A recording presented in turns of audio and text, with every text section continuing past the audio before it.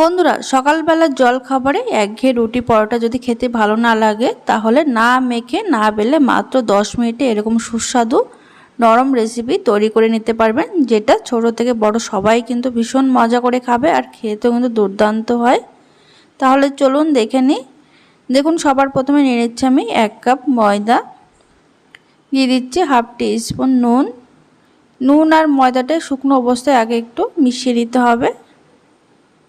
মিশিয়ে নেওয়ার পর এবার আমি যে কাপ মেপে ময়দাটা নিয়েছিলাম সেই কাপ মেপে আমি জল নিয়ে নিচ্ছি। এখানে অল্প অল্প করে আগে জলটা মিশিয়ে একটা নরম ব্যাটার তৈরি করে নেব। তবে একবারে বেশি জল দেবেন না, অল্প অল্প দিয়ে খুব ভালো করে এইভাবে মিশিয়ে নিতে হবে, যাতে করে এর মধ্যে কোনো দানা দানা ভাব না থাকে। এখানে আমি ময়দা দিয়ে করছি, আপনারা চাইলে আটা দিয়েও করে নিতে পারেন। দেখুন, জলের সঙ্গে কিন্তু খুব ভালো করে মিশিয়ে নিতে হবে। এর মধ্যে যদি দানা দানা থাকে তাহলে কিন্তু এটা তৈরি করতে ভালো হবে না। অল্প অল্প এখানে জল মিশিয়ে নিচ্ছি। এখানে আমার দেখুন 1.5 কাপের থেকে একটু কম জল লেগেছে। 1 কাপ ময়দার জন্য এখানে আমি 1.5 কাপের থেকে সামান্য একটু কম জল মিশিয়েছি। আর দেখুন ব্যাটারটা ঠিক এরকম হবে। ময়দা এখানে জলে গুলার পর রেস্টে রাখার কোনো দরকার নেই, এটা কিন্তু সঙ্গে সঙ্গে বানিয়ে নেওয়া যায়। এবার দেখুন, অন্যদিকে একটা বাটিতে আমি একটা ডিম ভেঙে নিলাম, তার মধ্যে সামান্য একটু নুন দিয়ে দিলাম 1 চিমটি মতন, আর 1 চিমটি মতন গোলমরিচ গুঁড়ো। এবার এটা খুব ভালো করে ফেটিয়ে নিতে হবে। এটা ফেটিয়ে আমি সাইডে এবার রেখে দেব। আর আগের থেকে আমি কেটে রেখেছিলাম গাজর, শসা আর পেঁয়াজ।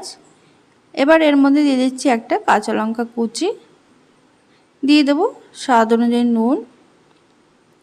এবার দিয়ে দিচ্ছি এর মধ্যে চাট মশলা। তবে এখানে আপনারা পরিমাণ অনুযায়ী কম বা বেশি করতে পারেন। এখানে আমি 2টো তৈরি করব, তার জন্য সেই হিসাবে পরিমাণটা এরকমই নিয়েছি। এবার এর মধ্যে দিয়ে দিচ্ছি আমি টমেটো কেচাপ বা টমেটো সস, দিয়ে দিচ্ছি গ্রিন চিলি সস।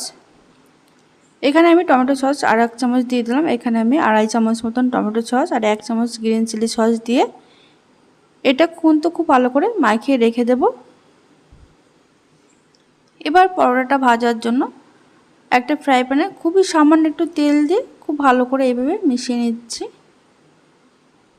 এবার গ্যাসের আঁচ মিডিয়ামে রেখে এক হাতে ব্যাটার দিয়ে এইভাবে 30 থেকে 40 সেকেন্ড অপেক্ষা করার পর দেখা যাবে পুরোপুরি উপরটা ড্রাই হয়ে গেছে। তারপরে কিন্তু এটা উল্টে দেব।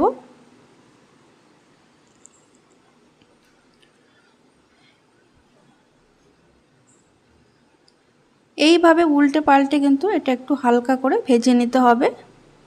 এটা কিন্তু খুবই কম সময়ের মধ্যে তৈরি হয়ে যায়। এটা কিন্তু আপনারা বাচ্চাদের টিফিনেও দিতে পারেন, এমনকি আপনারা নিজেদের জন্য সকালবেলার ব্রেকফাস্টও তৈরি করে নিতে পারেন, এমনকি রাতের ডিনারও তৈরি করে খেয়ে নিতে পারেন, ঝটপট হয়ে যাবে।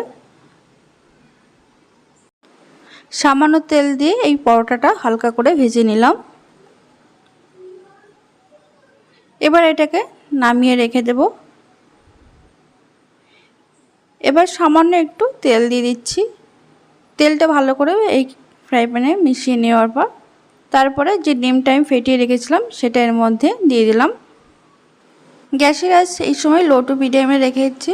তারপরে দেখুন 10 থেকে 15 সেকেন্ড একটু অপেক্ষা করার পর এর মধ্যে যে পরোটাটা ভেজে রেখেছিলাম সেটা দিয়ে দিলাম। এটাকে আপনারা ডিম পরোটাও বলতে পারেন, এমনকি এগ রোল বলতে পারেন, যেটা খুশি। এবার পরোটাটা দিয়ে উল্টে পাল্টে আবার একটু ভেজে নিচ্ছি।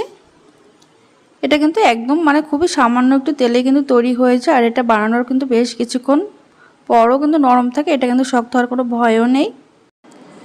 এবার যে পেঁয়াজ, গাজর আর শসা টমেটো কেচাপের সঙ্গে মিশিয়ে রেখেছিলাম সেটা এর মধ্যে অল্প পরিমাণে দিয়ে দিলাম।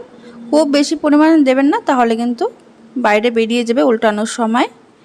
দিয়ে এক সাইডটা এরকম ফোল্ড করে আবার আরেক সাইডটা এরকম উল্টে পাল্টে কিছুক্ষণ রাখার পর তারপরে একটা চামচের সাহায্যে আমি সাবধানে উল্টে দিলাম। তারপরে কয়েক ফোঁটা তেল দিয়ে হালকা করে এবার একটু ভেজে নেব।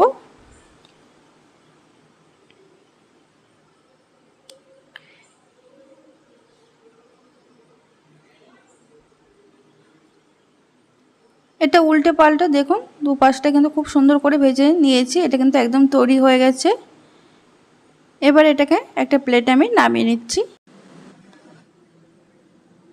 তাহলে বন্ধুরা আপনারা অবশ্যই এইভাবে একবার হলো বাড়িতে বানিয়ে খেয়ে দেখুন এই সুস্বাদু ব্রেকফাস্ট রেসিপি। আশা করি আপনাদের বাড়ির সকলের ভীষণ পছন্দ হবে। আর ভিডিওটি ভালো লেগে থাকলে লাইক কমেন্ট শেয়ার করতে ভুলবেন না। যারা নতুন বন্ধু প্রথমবার দেখছেন অবশ্যই চ্যানেলটিকে সাবস্ক্রাইব করে পাশে থাকবেন।